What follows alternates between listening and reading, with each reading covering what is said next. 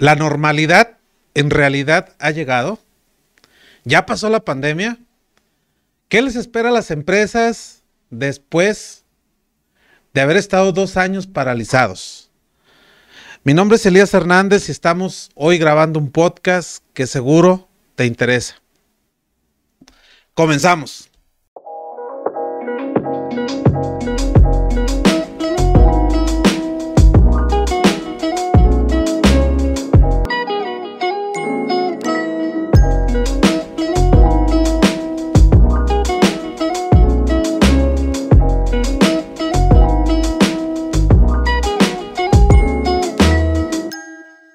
Amigos, ¿cómo están? Muy buenos días, muy buenas tardes, muy buenas noches. El día de hoy nos encontramos grabando el podcast que seguro te interesa. Es nuestro episodio número 14 y hoy me encuentro con mi amigo César Orozco. Muchas gracias, César, por estar con nosotros grabando aquí este podcast que seguro le va a interesar a muchos empresarios, a muchos emprendedores, pequeños, medianos o grandes, pero es un tema muy relevante, ¿no? Claro, por supuesto. Gracias por la invitación, por estar aquí. También tenemos un momento histórico, que no se nos olvide que hoy grabamos cuando falleció la reina Isabel. Ah, pues sí. Digo, para que el que lo escuche sepa que se grabó ese día. Sí, ya es trascendental, ¿no? O sea, ya alguien de la historia universal falleció hoy y nos queda como referencia. 92 años, ¿cuántos años tenía? 96. 96 años, fíjate. Esperas vivir 96 años, César. No, vengo de una familia muy longeva, pero no quiero. ¿No te gustaría? No, me gustaría más bien cuando mi calidad de vida comience a decrecer. O sea, si a los 100 años llego autónomo, qué genial. Perfecto. Porque ya depender de los otros ya no me gustaría. Pero bueno. Pues es interesante, sí, es histórico el día y hoy estamos grabando, ¿no? ¿Desde cuándo traíamos ganas de grabar? Ya teníamos, como referencia para los que nos escuchan, Elías y yo nos conocimos hace varios años, no habíamos tenido la oportunidad de hacer algo juntos. Así y que sea el inicio de hacer cosas grandes. Me gustó la publicación de los grandes piensan en hacer cosas grandes y las hacen. Exactamente, porque no se queda nada más en planificar. Fíjate que lo que planteaba en un inicio, César, ya estamos hablando muchos de la época post pandemia y hablamos de todo lo que vino a golpear el COVID, de cómo vino a cambiar la cultura de hacer negocios, de cómo se trabaja. Hoy muchas empresas, me ha tocado clientes, incluso acabo o estoy trabajando actualmente con un cliente que el 100% de su plantilla ya no va a regresar a oficinas. Todo va a ser teletrabajo y ya estamos empezando a asesorarlos de qué van a hacer ahora, porque ya no hay instalaciones físicas, cómo van a medir el rendimiento, ya ahora si las demás normas que estaban aplicando van a seguir aplicando, los permisos, ya voy a reducir entonces mis oficinas. Todo lo que conlleva, en realidad ya pasó la pandemia, en realidad ya tenemos que cambiarnos el chip. Hay empresas que nos dicen todo lo contrario, es que yo no puedo operar de esa manera, yo tengo que regresar con todo mi personal. ¿Cómo ves tú las cosas? Decía alguien, lo escuché a principios de año, que decía, si después de la pandemia regresamos todos a trabajar a la oficina, no aprendimos nada. Sí, ¿verdad? O sea, sí, verdaderamente cambió. Por decir, los temas logísticos, o sea, ahorita hablando un poco de la manera de hacer negocios, es cuántos negocios no surgieron y comenzaron a vender por internet cuando antes les parecía imposible hacerlo. Eso ya cambió. El tener un espacio físico, me tocó alguien que regresó y dijo, oye, casi encuentro hierba en mi escritorio porque ni siquiera me había parado. Tenía una sensación de familiaridad extraña cuando llegué, porque era mi lugar, pero ya no era mi lugar. La gente hicimos un espacio, un rinconcito en nuestra casa, los que comenzamos a trabajar desde casa, y cuando nos decían hay que regresar, ya no era lo mismo. Los que andamos en la consultoría y visitamos empresas, pues no es mucha la diferencia en ese sentido. Pero, por ejemplo, aprendimos a estar cerca de nuestros clientes a través de podcasts o a través de redes sociales, que no habíamos aprendido esa gracia y la tuvimos que aprender de la noche a la mañana. Y videollamadas, ¿no? Hacer videollamadas, hacer cursos a distancia donde podíamos estar perdiendo al participante. Y creo que te pasó a ti y como dicen, se volvieron sesiones espiritistas donde... ¿Sí? Invocabas a los participantes y, oye, Carlos, ¿estás ahí? Carlos, ¿me escuchas? ¿Me escuchas? Carlos, te haces presente, toca 3 veces la mesa. Tenemos que aprender a trabajar así. Sí. Entonces, verdaderamente es otro mundo. Y luego salimos al mundo con temor, porque ahora uso el cubrebocas, no uso el cubrebocas. ¿Cómo saludo, no? Ya nos vemos, te doy la mano, te doy el puñito. Sí, ¿Qué hacemos, no? Sí. Entonces, sí, estamos en otras condiciones definitivamente distintas, con otros retos, con otros contextos. Tú y yo hemos platicado mucho acerca de los contextos. El contexto ya no es el mismo. Ahora la gente sale a divertirse a distancia, físicamente, y a veces en casa, cuando antes la casa no la consideramos como una opción de diversión. Todo es distinto. Imagínate si la vida de las personas en nuestro entorno familiar, particular, ha cambiado. Ahora imagínate la forma de hacer empresa, de hacer negocio, de hacer consultoría. Por ejemplo, nosotros que vivimos de la consultoría, que vivimos de la capacitación, que vivimos de la cercanía con las personas, cómo cambia, ¿no? Ahora, tú decías una cosa ahorita, que si regresamos y no aprendimos, está cabrón, ¿no? Pero fíjate, yo decía mucho durante la pandemia junto a mis colaboradores y en las empresas que daba capacitación, yo les decía algo. Esta es la gran oportunidad para demostrar que sí podemos ser autónomos y trabajar a distancia sin que nos estén supervisando. Muchos no pasaron la prueba, ¿eh? La producción bajó, mermó en algunas empresas, en otras personas sí lo aprovecharon y los resultados siguen siendo igual o mayores que lo que estaban teniendo dentro de una empresa. Incluso los que se quedaron en teletrabajo, y tú conocerás casos, hubo gente que ahora tiene hasta 2 o 3 empleos de su casa aprovechando las circunstancias. Digo, pensando si es legalmente o no legal que las personas lo hagan o si es éticamente correcto o no, pero sí hay mucha gente que ahora tiene 2 trabajos desde su casa y atiende por espacios de tiempo uno o el otro, cosa que no fuera permisible en un entorno presencial, ¿verdad? Mira, yo siempre he dicho que todo depende del cristal con que lo mires. Sí, depende del lugar y la posición. Yo lo veo desde la posición empresario, desde la posición empleador. Cuando voy con un cliente, una de las preguntas que me hacen, me dicen, ¿por qué eres bueno? ¿Por qué eres bueno vendiéndolo? Le digo, lo que pasa es que te entiendo, porque yo también tengo empleados, porque yo también pago nóminas, porque yo también pago impuestos, porque yo me pongo en tu lugar y veo toda la carga que tú tienes, yo también la vivo todos los días. ¿A ti te gustaría tener a un trabajador en su casa que te rinda menos y que tenga 2 o 3 trabajos, pero que le sigas pagando igual, porque va contra la ley si le pagas menos? Claro. ¿No te gustaría como empleador? No, como empleador no te gusta. Y ahí es donde entra, por eso digo, el conflicto ético, porque hay gente que lo hizo y no avisó. ¿Sí? Hay gente que su empleador lo supo.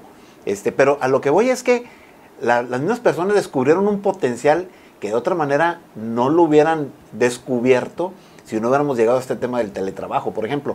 Y los empleadores decir, ¿cómo puedo confiar en que mi colaborador va a cubrir lo que yo le estoy pagando, dando el resultado, el indicador, desde su casa, en pijamas, en chanclas, en la mesa de trabajo, en la cama, y surge se dan los resultados, y hubo que aprender a soltar y a confiar. Y así hubo unos, como dices tú, no pasaron la prueba. Exactamente. Mira, el tema que estamos viendo, se los recuerdo a todos hoy, son los grandes retos post pandemia para las empresas.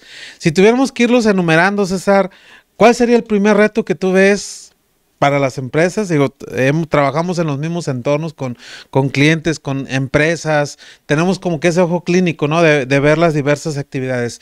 Para ti, ¿cuál sería el primer reto, el gran reto que tienen las empresas post pandemia? Uno, lo mencionamos ahorita, el aprender a confiar, donde la supervisión no se vuelva un elemento invasivo. 2, hay un tema de infraestructura también que las empresas tienen que resolver, porque de pronto, o tuvieron que resolver, y los que se quedaron así es, oye, ¿y el internet? ¿Y la computadora? ¿Y la cámara? Ese era otro reto.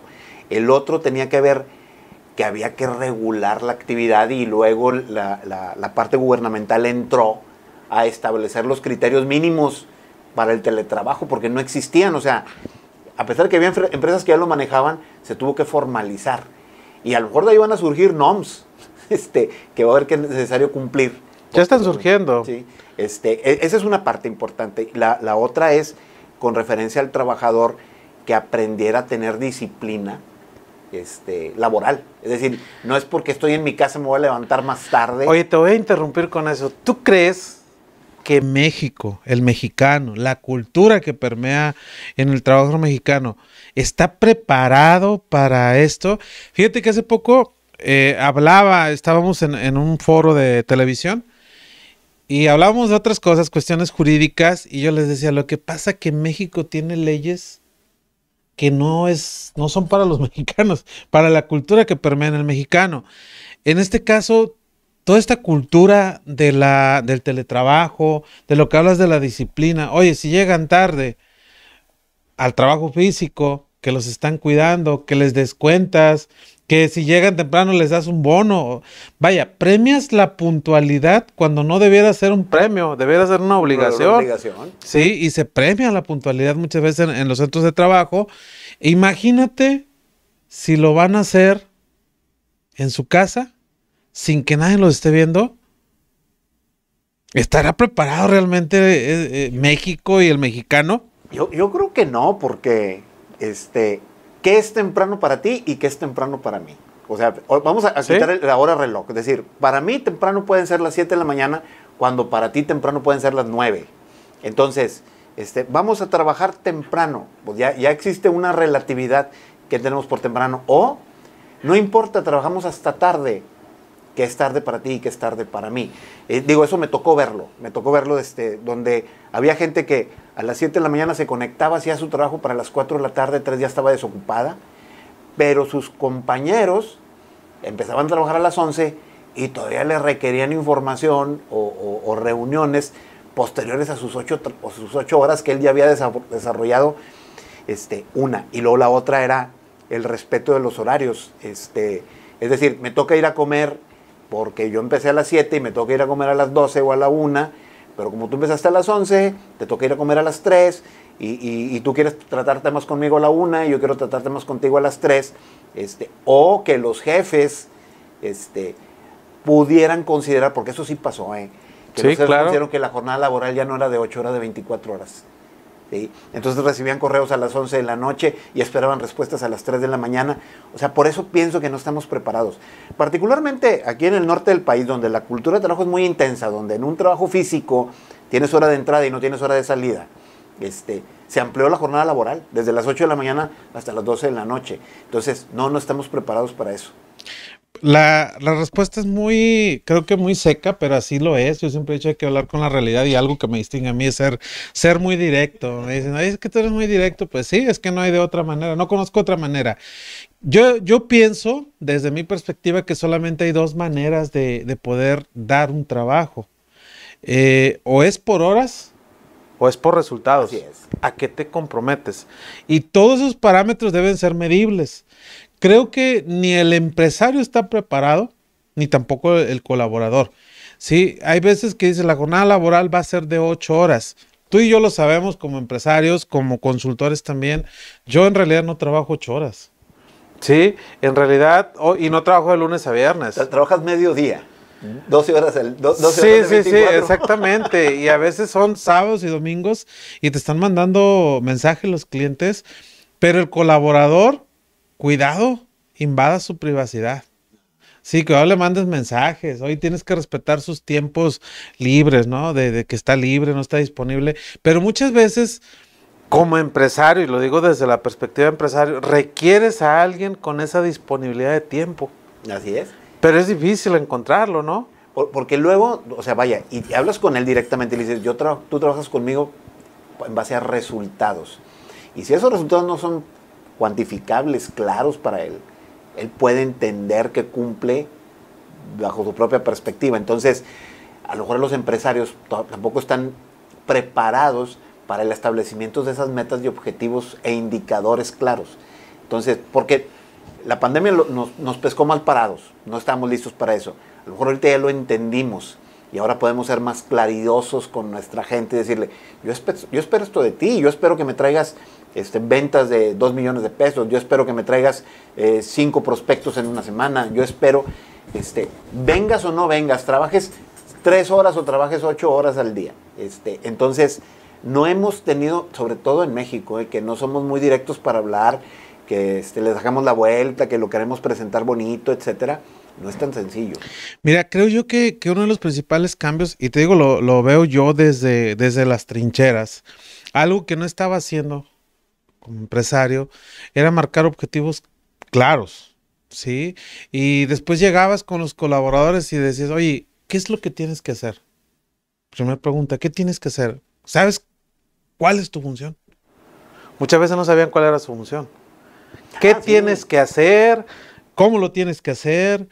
¿Cuándo lo tienes que hacer? ¿Qué también lo tienes que hacer? Son parámetros de medición que muchas veces, yo digo que el 80% de la economía en México se sostiene por pymes, pequeñas y medianas empresas.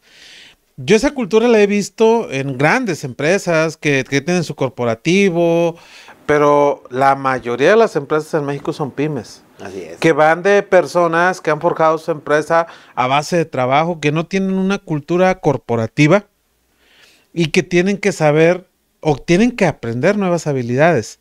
Ahorita lo platicaba contigo y te decía que como consultores de empresarios, muchas veces a nosotros nos toca, si nos toca hablar con el dueño, podemos convencerlo más fácilmente que a sus directivos o gerentes. Así es. ¿Estás de acuerdo conmigo? Sí, porque al final los directivos y gerentes se vuelven policías, que establecen que sí y que no. Y generalmente son los nos, porque hablan en un lenguaje que a veces yo no he logrado entender, que el administrador se vuelve en un vigilante de los dineros, donde toda erogación es mala. Sí. Entonces, no lo ven como una inversión o no lo ven como un retorno, sino es, voy a gastar lo menos posible, obtener el máximo beneficio. ¿Entienden la productividad en ese sentido?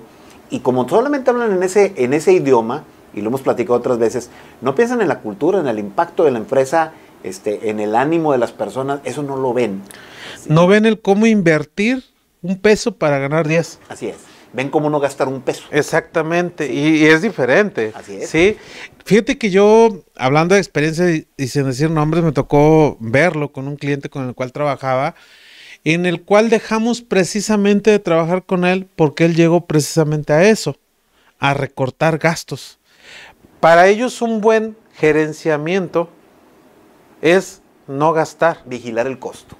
Sí, y entonces una de las cosas que sacrificaron fue la cultura de la seguridad. ¿Qué crees que pasó? Empezaron los accidentes de irse para arriba, y, todo. Y luego la rotación bien alta y te cuesta mucho traer personas. Mantenerlas. Pagar mayores primas de seguro, o sea, todo es una consecuencia. Sí, se ahorró un peso, pero gastó 10. Sí, entonces es algo que está pasando y creo que va a cambiar. Yo es una, hoy, tanto empresario, o debiese de cambiar. Como tú dices, a lo mejor no estamos preparados, pero es algo que debiese de cambiar la cultura, porque hoy surgieron muchas personas que son autónomas para trabajar. Creo que esta pandemia dejó... Sacó lo mejor y lo peor de las personas. En algunos sacó lo peor, en otras sacó lo mejor. Oye, ¿qué particularmente, personalmente a ti, qué fue lo que mejor que sacó la pandemia en ti y qué fue lo peor? O sea, una me enseñó, la primera era que tenía que aprender a vender de una manera diferente, porque mándame la información, conéctate, estar tratando de hablar con un cliente que no le veías la cara, no sabías cómo reaccionaba a alguna propuesta tuya, alguna argumentación. Entonces, tuve que aprender a ser más intuitivo, o tuve que aprender a ser más convincente para que encendiera la cámara, porque sacar sitios presenciales era difícil. Entonces, me enseñó a tener mejor empatía con la gente con la que trataba. Me quité mucho del WhatsApp, porque como no le imprime emoción, no podías entender la respuesta de la otra persona. Entonces, a mí me enseñó eso, o sea, cómo ser más empático con alguien que no conozco, para poderle vender. Todavía con la gente que trabaja conmigo, pues más o menos le conocen los modos, pero cuando era alguien nuevo, entonces sí me enseñó eso. Y la otra parte es usar mejores herramientas tecnológicas, porque todo el mundo escuchaba de Zoom, por ejemplo, y luego nos hicimos expertos en Zoom y en compartir archivos y en abrir salas, o sea, aprendimos muy rápido. Eso es lo mejor. Sí. ¿Y lo peor? Y lo peor, yo pienso que nos despersonalizó. O sea, empecé a ver a las personas tan lejos que ahorita hablabas de las razones por las que las personas trabajan, pero luego se me olvidó que también a ellos les aplicaba la pirámide de necesidades de Maslow, al igual que a mí. Claro. Entonces, oye, pues ellos también tienen una motivación familiar para trabajar, tienen una motivación de seguridad, tienen una motivación de trascendencia, pero como ya no ves a la persona, no logras conectar en ese sentido. Para mí, lo peor era estar en un entorno despersonalizado o contratar gente a la que nunca viste. Te despersonaliza, no sabes si esa persona tiene familia, no tiene familia, se le murió a alguien, no lo entiendes. Entonces, yo creo que para mí esa parte de la despersonalización fue lo peor que me pudo haber pasado en mi entorno.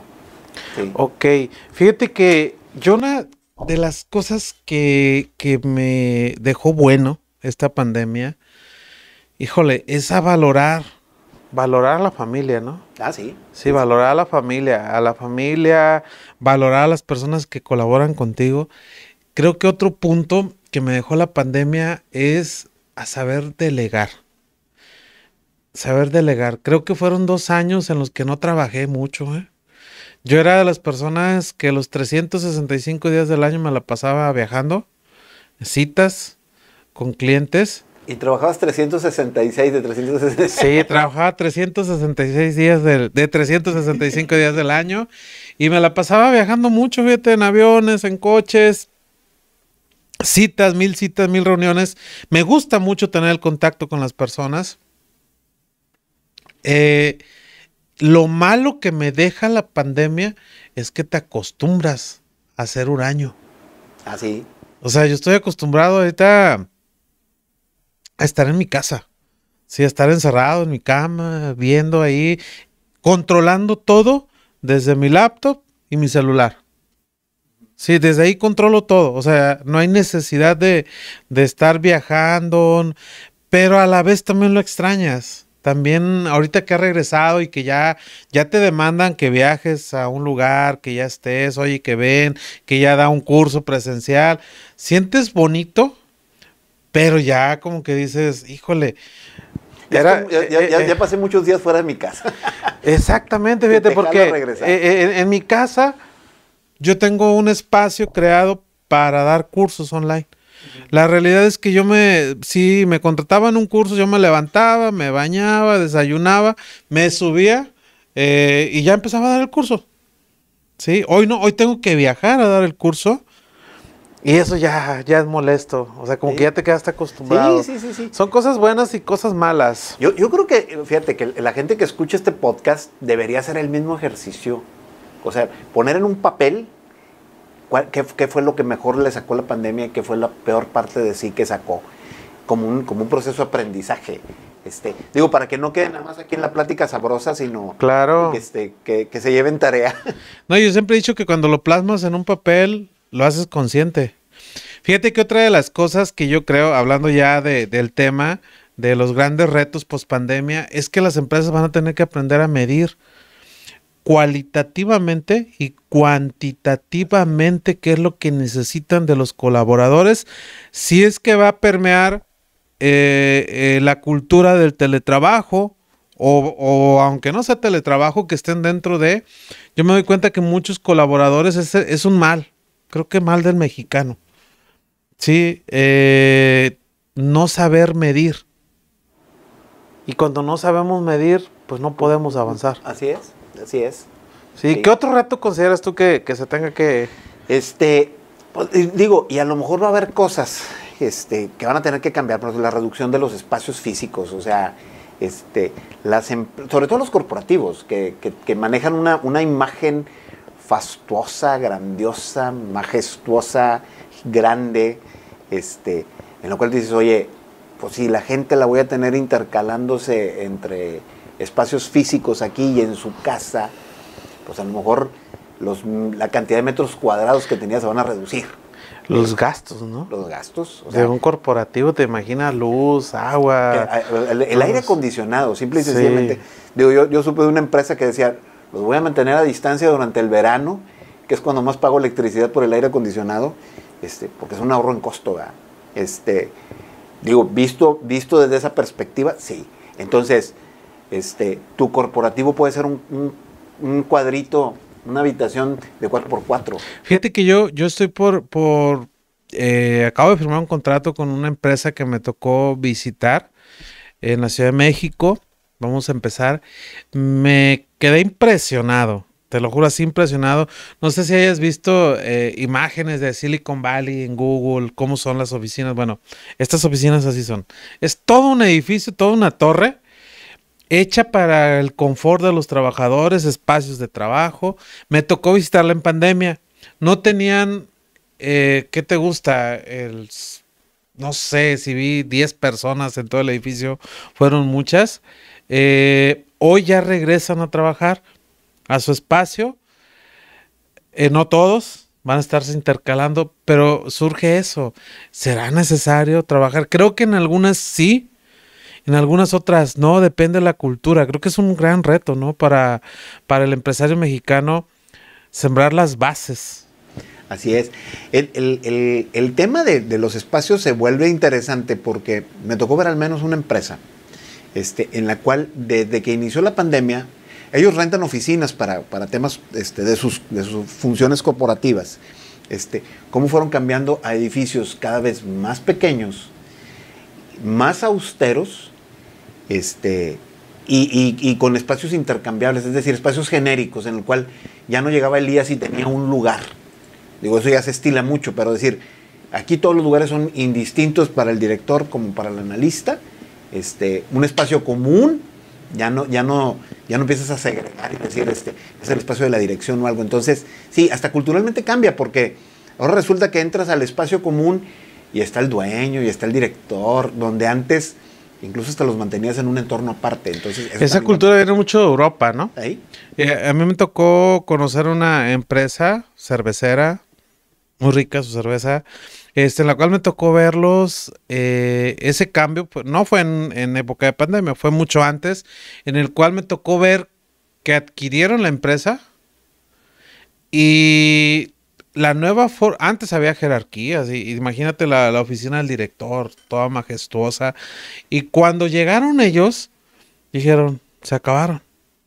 Ahora director va a estar en una sala, en una mesa, igual que todos. Aquí va a estar el de ventas, el administrativo, RH, todo el mundo aquí. Y había otra mesa donde el de RH con toda su gente, y así, y se reunían, y era más rápido, más ágil. Recuerdo que de ir uniformados todos, podías ir en short, tenis, si tú querías, cambió totalmente. Incluso una empresa que yo conozco daban a finales de año un bono de uniforme, así le llamaban, que era una tarjeta de bonos donde la gente podía comprar ropa. Lo quitaron porque decían, ya no es necesario que mantengan una imagen, en ese caso era muy formal.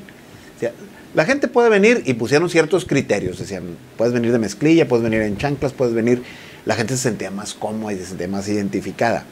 Pero ahorita que decías de las oficinas me acordé que comenzaron la creación de búnkers, o sea, los búnkers corporativos en el cual para resolver un problema estaba uno de ventas y estaba uno de producción y estaba uno del almacén y estaba, en el cual conforme iban llegando los problemas, ahí en la misma mesa los solucionábamos.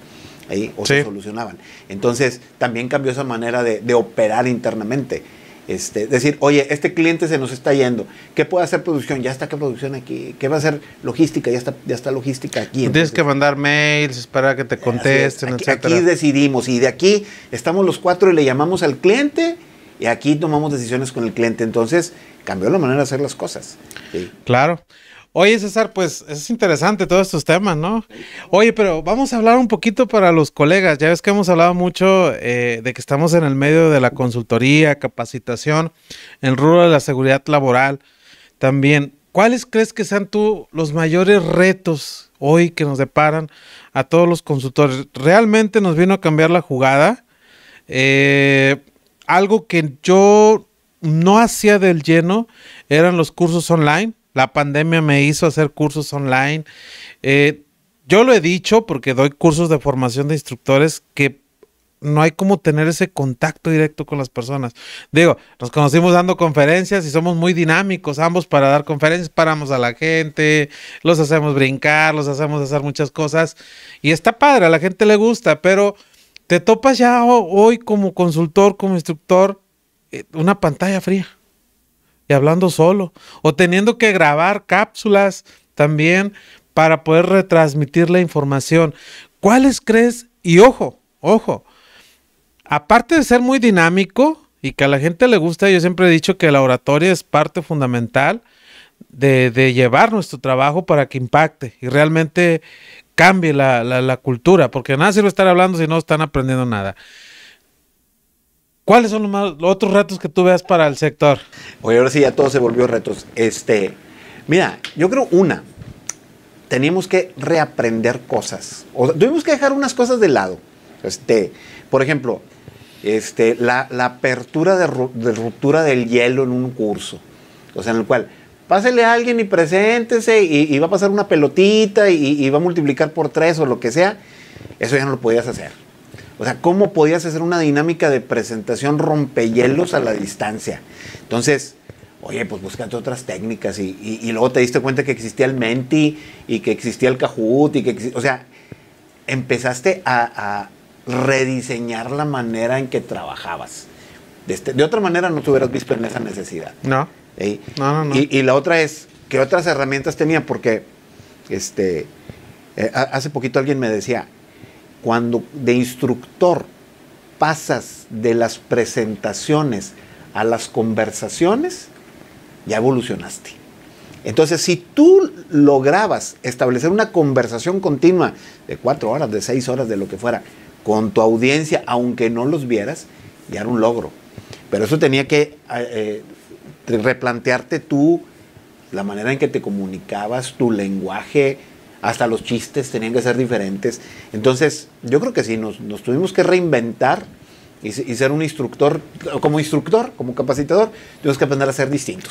Oye, yo publiqué una imagen muy chistosa de un meme que vi que decía un instructor, préstame 10 varos, y salía el changoleón ahí como que, oye, ya das cursos, no, préstame 10 varos. Yo vi a muchos colegas no adaptarse a estos cambios. Y hemos escuchado la frase, yo también la hago mía también, renovarse o morir.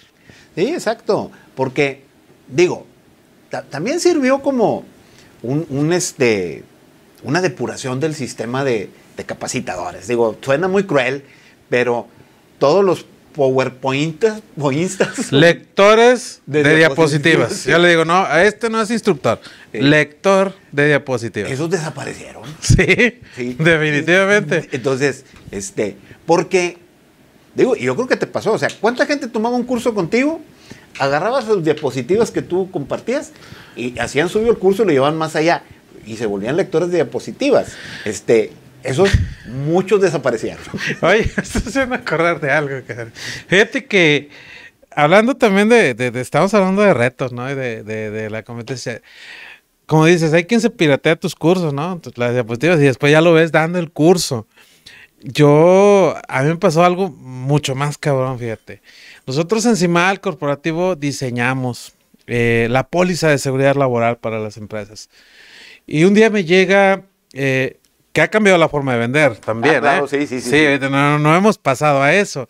Y me llega un WhatsApp y me dicen... Vamos a hacer un paréntesis ahí, porque luego mandas tú tu presentación de ventas, con tu fotografía oficial y todo, y luego te ven y ya te ven con menos pelo, y ya te ven con... sí, claro. O sea, mandaste tu fotografía editada a Photoshop, y luego esto que en la presencia física ya no eres el mismo, pero bueno. Ya no estás tan guapo como en la foto. No, fíjate, a mí me pasó algo curioso. Me pide información una persona, le doy la explicación, le mando el video. Oye, me interesa tu póliza. Perfecto, te la mando. Pasa el tiempo y veo un anuncio en redes sociales. adquiere tu póliza de seguridad laboral. Chinga, que me meta a verla y ya alguien ya está pirateando mi idea. No, cabrón. Era cuando le doy clic en el WhatsApp, dije, para ver quién es.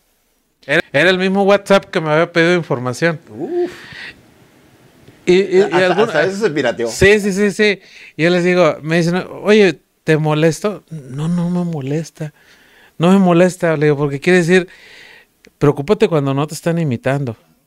Sí, en ese caso yo me sentí halagado, le dije, pues el cuate no le alcanza la creatividad para poder inventarse algo nuevo. Y yo le dije, oye, felicidades. Sí le comenté, felicidades. Y me dice, ¿por qué? Me contesta, ¿por qué? Le digo, porque ya vi que estás vendiendo la póliza.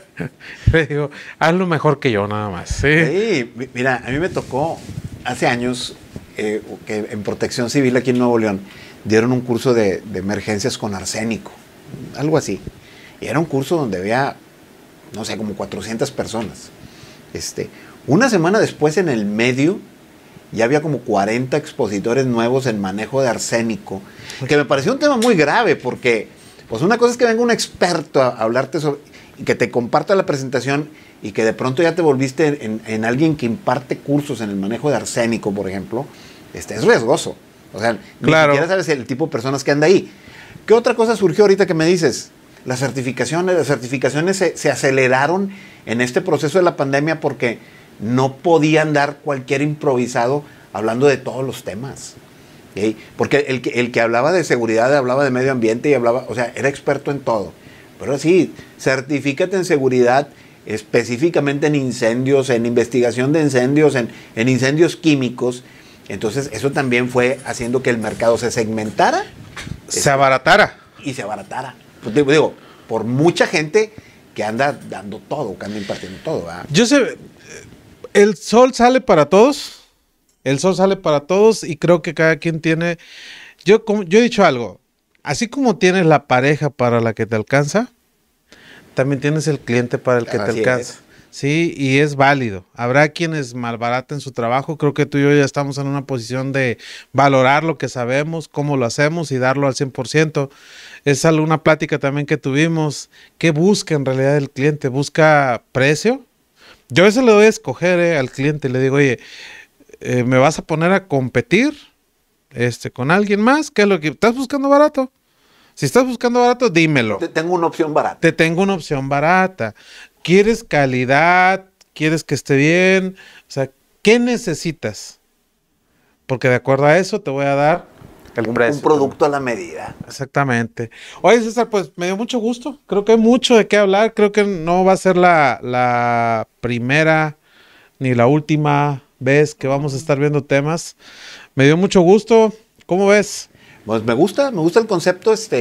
Yo creo que en las conversaciones aquí, en lo que se cursan ideas, surgen más ideas para la gente que está del otro lado. ¿Verdad? Claro, que nos hagan llegar sus opiniones, ¿no? Oye, yo creo que este proceso es más difícil porque ni siquiera sabemos si hay alguien del otro lado de la pantalla. No tenemos ni pantalla ahorita.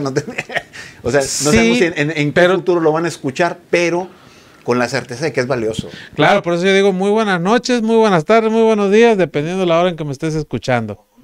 O dónde lo escuches, porque la versión esta va para Spotify, va para YouTube, va para cortos en Facebook y a lo mejor on Reels, TikTok, no sé, pueden encontrarnos en diferentes plataformas. Y pues bueno, creo que... Nos pueden escuchar en el coche, en la oficina, en el baño. ¿Sí? Tenemos un montón de auditorios donde podemos ser escuchados. WhatsApp. Puedes ponerlo en perfil de WhatsApp también, cápsulas de video. Y pues bueno, ya el último veredicto, recomendación que quieras dar a todas las personas en este tema que vimos, que grandes retos post pandemia, César. No te cases con ningún paradigma. O sea, si algo enseñó esto es que el mundo cambia de la noche a la mañana. No puedes tener ya nada hecho, nada es para siempre. Luego nos pesca otra pandemia, una inundación, donde las cosas van a tener que cambiar. Y estar dispuestos a reaprender. Aprender a soltar cosas que ya damos por un hecho, que mañana ya no van a ser válidas. Claro. ¿Sí? O sea, un día lo platicamos, digo, y un día tendremos un programa para hablar acerca de la experiencia. Pero esto es lo que demuestra que la experiencia no vale mucho, porque las condiciones y los contextos cambian. Oye, haciendo un paréntesis, digo a tu recomendación, ¿cómo era usado ese argumento de la experiencia? ¿Sí? Y creo que ya se dejó de usar. ¿Sí? Es que tengo 35 años de experiencia, felicidades, pero ya no sirve esa experiencia aquí. 35 años de lector de diapositivas. Ándale, ándale, sí. Y no, ahora ya no es así. Entonces, yo creo que sí. O sea, el consejo, la idea mía sería, el lugar donde estás no es seguro. O sea, va a cambiar para mañana y pasado. Entonces, si no estás dispuesto a evolucionar, te vas a morir. Así es. Bueno, pues hoy nos acompañó César Orozco. Muchas gracias, César, por habernos acompañado. A todos los que nos siguen en nuestras redes sociales que aparecen ahí en su pantalla, dale like, síguenos para que puedas ver este video completamente, pues no en vivo, pero sí grabado con cápsulas, pero nos puedas seguir más adelante. Vamos a tener mucho material también para todos ustedes. Nos vemos en el siguiente capítulo y recuerda que esto es el podcast que seguro te interesa. Mi nombre es Elías Hernández y es un placer estar con todos ustedes. Gracias.